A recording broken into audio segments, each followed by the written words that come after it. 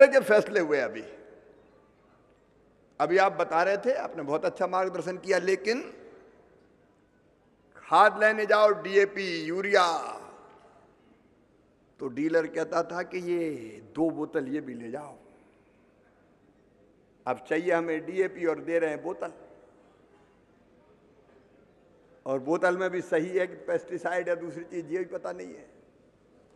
Nano की बात अलग है, लेकिन पता नहीं बायो स्टूबलेंट के नाम पे कितनी चीजें बिक रही थी। 30,000 दवाइयां बिक रही थी।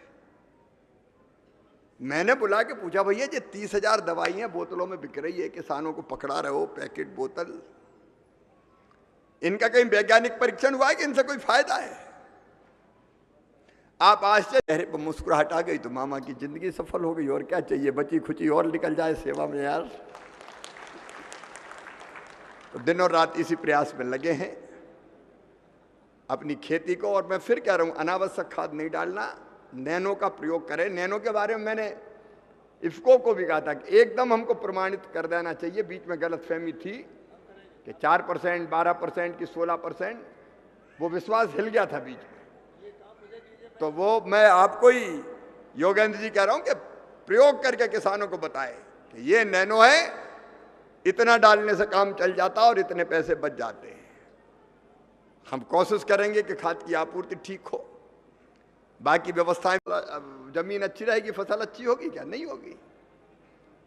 अच्छा, फेंक के डालने वाले सिस्टम में भी आपने देखा कहीं तो हरी कच्चा फसल और कहीं पीरी पीरी हो रही। क्यों? क्योंकि सामान डलता ही नहीं है, कहीं ज्यादा फिक रहा है, कहीं कम फिक रहा है। अगर नैनो का प्रयोग करो, धीरे धीरे ड्रोन का उपयोग बढ़ाओ, तो सामान खाद जाएगी। इसी से 15-20% उत्पादन में अंतर आ जाता है भैया। मैं भगवान ने सब कुछ ठीक रखा तो मेरी धान बताऊंगा आपको, मैं खुद ही देख रहा हूं